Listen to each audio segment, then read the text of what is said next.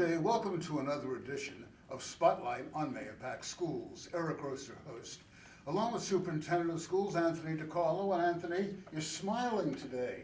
Good news has come out in relation to athletics. Yeah, You'll be able to get your little arm on. Yeah, there you go. Exactly. So, as you are aware, and it's interesting and so ironic that we made this presentation at our board meeting last Thursday night, and then the next day the state said you can go ahead and play. Cuomo heard you. Yeah, I know. You go ahead and play as long as you get DOH approval, and I'm happy to say that Section 1, which is made up of Rockland, Dutchess, Westchester, and Putnam, those DOHs and county executives had decided that we can move forward. There's a press release coming out within the next couple of days. Section 1 has said we can start next week on Monday. What that means is that those high-risk sports, basketball, boys and girls, wrestling, ice hockey, okay, and competitive cheer, they now can start to have tryouts and then ultimately practices and games. So we're excited about that. And football and volleyball that could not play in the fall season 1 in the fall will now be starting their practices and games effective March. Mahopac's been well ahead of the curve with this whole situation, with bands starting in January and other non-contact activities. You know, it's a great point, because now, of course, what's happened across the state, and rightly so, and we always talk about equity here, right? And we've done that, and the work that we're doing here at the high school and the areas as a part of the bond that we're going to be refurbishing and making better learning spaces, you know, not just sports, but all academic areas and music and science and our project Lead the Way in our STEM lab. Well, the same thing has to go for extracurricular. So what's happening now is a lot of districts are getting, you know, conversations. Well, you're starting athletics. What about, you know, the other extracurricular? What about theater? What about, you know, jazz band? What about orchestra? What about symphonic? What about chorus? Mahopac started that back on January 4th. So, you know, the students have their classes during the day, and now we have those sessions after school. So we were ahead of the curve. We before this was even done, we gave our kids those opportunities to work with their, you know, instructors, you know, after school hours. So we're already there, and that's a tribute to the passion of our, you know, our music department, our theater department, and the kids wanting to get together, socially distancing, and do it the right way. So we're excited about it. We have two special guests with us today, Matt Lawrence and Tom Kazukuria. Matt is the principal, of course, of Mahopac High. Tom, the principal of the Mahopac Middle School. Welcome, gentlemen. Thank you. How have things been at the high school and the middle school during these past few months? Well, I think at the, you know, it's been a trying time, as it has been throughout most of our community. We love seeing our students when they come into the building. We know that it hasn't been easy on both families as well as students. Many of our students really have exceeded our expectations and are trying really hard. We have it broken up into, as you know, our two cohorts of our blue and gold cohort. Some of our students come in. We encourage that we want more of our students to come in because that in-person learning is so important for them and that engagement. But if they are to stay home, that those cameras are on and that they're able to be engaged with our teachers, because our teachers, our administration, and all of our staff want to see the kids every day and want to be able to work with them each day. Matt, what about the high school? Yeah, it's a loaded question. How are things going, right, these last couple months? There are so many variables at play, Eric, right? On a good day, in terms of gauging student achievement, what are the factors for students to achieve? And everything's been flipped on its head for almost a year now. So what we've been working hard at is really boiling down to the lowest common denominator. What do we have to focus on to have our students achieve at higher levels? This school's always achieved. We have a history of achieving here. But due to the pandemic, students not coming to school as much as they used to and taking part in the virtual program, we're finding that at base level, we need to increase our student engagement with our teachers in our school, right? To get them to understand more about, especially our freshman class, who are we as Mahopac High School, who are we as human beings, because they're really lacking that due to the numbers of students deciding to work virtually. So we have a number of think tanks going over the last few weeks and making constant presentations to Mr. DiCarlo and his team on ways that we could creatively engage our students. So that's what we're focusing on now, is increasing that level of engagement. Today, we ran our first asynchronous day. And what that means, Eric, is that there were no students in the school building today. And it was a structured day for our teachers to reach out to students who are in the most need, right? To meet with them through Google Meets, to explain to them where they're lacking, what they need to do to catch up. It gave our counselors and our clinicians to do more of the same. And here we are, it's 3 o'clock, just a short hour since the day ended, and the number of emails and teacher visits I've gotten in terms of the power of the day has been really something for us to look at.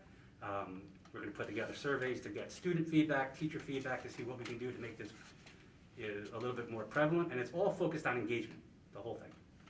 You know, Anthony, you've been in education 1,000 years, we like to joke. And one thing that we've all learned is that children learn better when they're in school. Yeah, and it's that eye-to-eye contact, it's that person-to-person interaction, and I want to just echo what Dr. Lawrence and Mr. Casacria spoke about. And I do understand, we're in a time that we've never had to deal with before. And I do understand before the holidays and after the holidays, and I think this is really important. And what we're seeing is that surge that was predicted, right, during Thanksgiving into the holidays, and then New Year's is starting to work its way down. So what we're doing and encouraging students is to come back. There is plenty of room. We can social distance, and I think to Matt's point, as the guidance counselors and teachers are talking to these students, you know the kind of learner you are. And you kind of know if you are that person who likes that interaction. So we encourage you to come back in. Because at the end of the day, to Matt's point, we are working on structures to try to do our best we possibly can to start to engage those kids back. But at the end of the day, in the high school, it's all about credit bearing, right? So if you don't have that prerequisite amount of credits to go into that next grade level, you're going to remain back. We have programs for credit recovery and other things, but then what happens is you're going to make those credits up along the way. We still have second part of the year left, so there's half the year to be able to get caught up, and the teachers, and I know Matt and Tom and his team want to do everything they can possibly do. We have guidance counselors, social workers, psychologists, and parents at home. Make that call and let us make those connections, because we want to be able to engage our kids back. So you're going to see over the next couple of weeks some thinking outside the box. By no means are we saying everybody's coming back. I just need that to be very clear. We're not ready yet because of of what we're doing and the pandemic itself and this new strain, whether it's the UK strain or the Brazilian strain. We're still way, way behind on vaccines. That's not to say that maybe towards the end of the year, when the guidance changes from the DOH and the state, and we may be able to bring kids back or more kids back, we're going to do that. Because to what Matt and Tom said, we want that connectiveness. But I will tell the public, we're working hard for that social emotional piece. You're going to see during the budget process, we're going to be looking at summer programs for all learners, okay? Because we want to continue that momentum going into the next school year. So it's really important that the public understands. We are trying hard, but there are a lot of students that have become disconnected and not doing as well as we know that they possibly can do. What percentage of students in Mahopac do not attend school? Is there a number like that? Well, the numbers are going up. Actually, today in LoHUD, and I can let Matt and Tom speak to that, there was a whole article today in LoHUD. It's 28,000 Right. in this Lower Hudson area. There was actually, if you haven't seen it on LoHUD, there's an article today. There's a lot, and it has to do with a lot of different variables that we just wound up talking about. So that's why I think the encouragement of getting students to come back in, and we do have room, and I'll let Tom and Matt talk about that, because I think that's really important to understand. We want kids to start to come back. Tom, is the problem at the middle school as quote-unquote serious as it is in the high school? I don't know if our numbers is high. Me and Dr. Lawrence often have conversations about it and the numbers, but there are plenty of chairs that can be filled in the middle school. So our cohorts are obviously broken up 50% apiece, and then we have maybe about 27% of our students that are all virtual right now. that we offer the opportunity every 5 weeks for our students to come back. And the reason why we make it 5 weeks of time is because we want to make sure that the teachers are aware that now the student will be coming back, that busing is set for the student and everything. So we do give the option, we try to give the option as much as possible for our students to come back in the classroom, because we know that that's where they learn best. Is that 5-week period coming up now? It is. So information was sent out to parents, and all they have to do is fill out a quick Google Doc with the name of the student, the grade that they're on, and as soon as they fill that out, we'll take a look at those names and make sure that we get them all on board so that they can come back in the hybrid model. And we encourage as many parents as possible to fill that out, because we do have room and we do want your children back with us at the school. Matt, what about you, sir? I think dealing with the oldest population in the district, it's different, right? Parents feel a little bit more comfortable to allow their child at the high school level to stay home, whether they're hybrid or not, So our numbers are high. Just thinking, probably across grades 9 through 12, 25% of our hybrid students come in every day or less, which is a staggering number, 9 through 12. Specifically, our freshman class, we haven't broken 90 freshmen in our building on a daily basis over the last week and a half, which is alarming to me, right, as an educator. And I do understand, given obviously we're in a pandemic, there are health concerns at home as well. Our students who are really motivated and disciplined students, sure, they're gonna perform at home, right? Just like they perform here. And we're finding our students who need a little bit more intervention, the same thing follows, right? But it's really our students who need the most intervention and are not coming into the school building are struggling the most. And I'll even tell, the moms and dads and students who are watching, and Mr. DiCarlo alluded to it earlier, online learning in and of itself is one-dimensional, right? The beauty of live instruction is how we're able to offer a multi-dimensional approach to instruction, multi-sensory approach, and that's how students learn in many different ways, because not all students learn in the same way. Right now, all students are being forced to learn, or they're choosing to learn, on a virtual platform. That's one way of learning, right?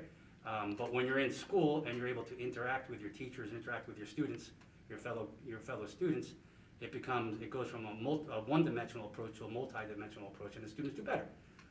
So just like the middle school, we have plenty of room at the high school. I strongly encourage all of our students who have chosen hybrid to come to school, right?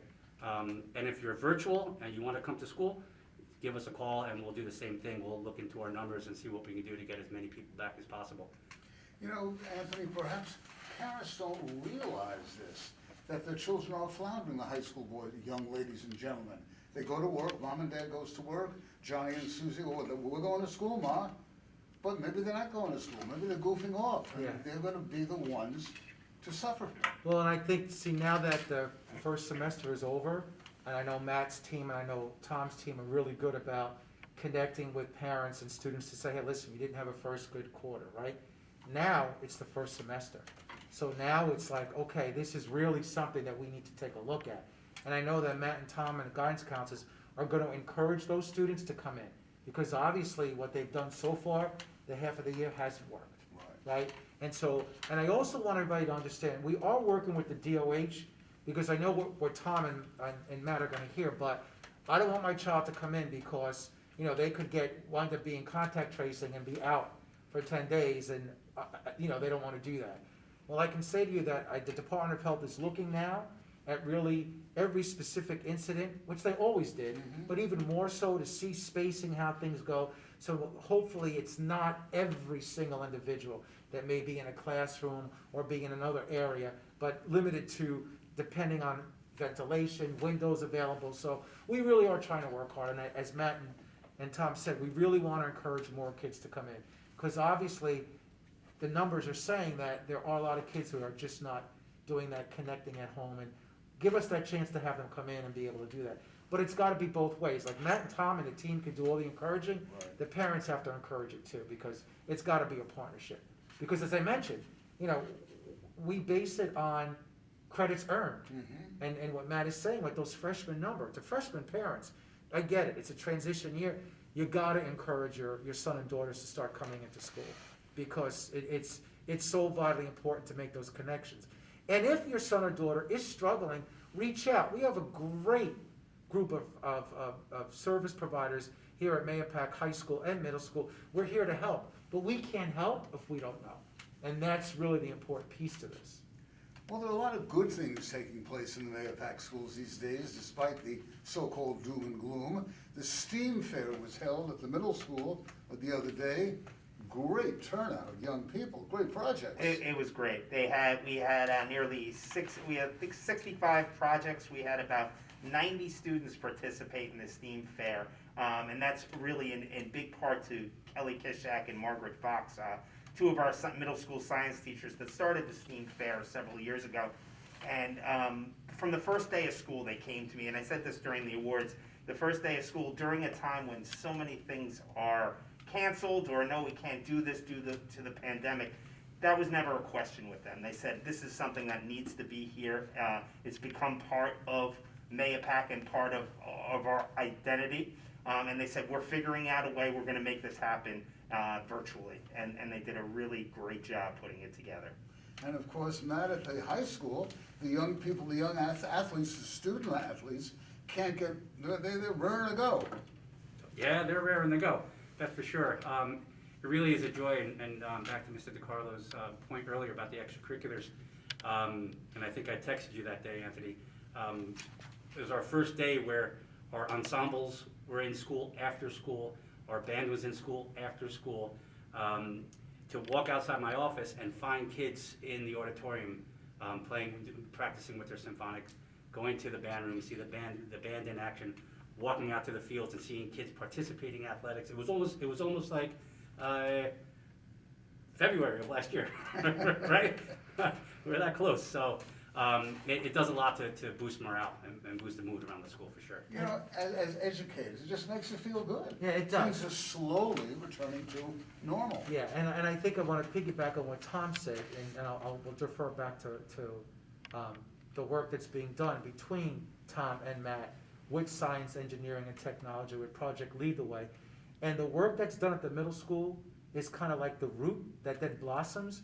We have 5 students this year that are going to be doing national research. Mm-hmm. So it's just incredible. Matt and Tom, you want to talk a little bit about that Project Lead the Way and how things are really coming together as a district when it comes to science, engineering, and math, how we're offering this Project Lead the Way and where we're going to be going in the next number of years? Sure. So I think I'll start. Me and Dr. Lawrence have had a lot of conversations, and Dr. Lawrence really began me searching in these conversations of saying, hey, this Project Lead the Way is the way to go, Tom.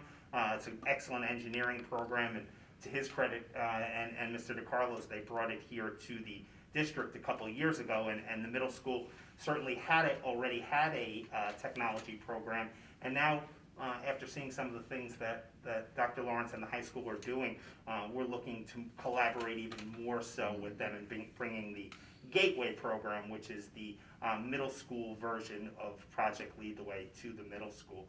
But that's a big part of what Dr. Lawrence has brought over the last couple of years. Yeah, at the high school, it's one of my passions for sure. Engineering and mathematics. We're in our 3rd year with the program. We're 3 courses in now with Project Lead the Way, offering courses, credit-bearing courses through Rochester Institute of Technology. We're about 90 students enrolled, so it's really taken off. We have 2 very dedicated teachers, Mr. Mellon and Ms. Johnson, who have gone through the training with Project Lead the Way, and with the support of central office. We're proposing even a new course for next year, civil engineering, credit-bearing through Rochester Institute of Technology. So the students have really latched onto it, the teachers have really promoted it, and I am overwhelmingly excited that we're going to have the Gateway program at the middle school, just because of my experience working in other districts where we had Gateway and we had Project Lead the Way. you know, the transition from the middle school to the high school and the increase of the numbers really takes off. You know, in addition to that, we're doing tons of work realigning our course offerings in mathematics to give students an opportunity in mathematics and science. For example, a student who's advanced in mathematics in 10th grade and taking Algebra 2, well, now we've moved physics down to the 10th grade as an option for that student who's interested in Project Lead the Way. Because those are the courses that you need, the foundational courses, to really jump onto the scene in the engineering world.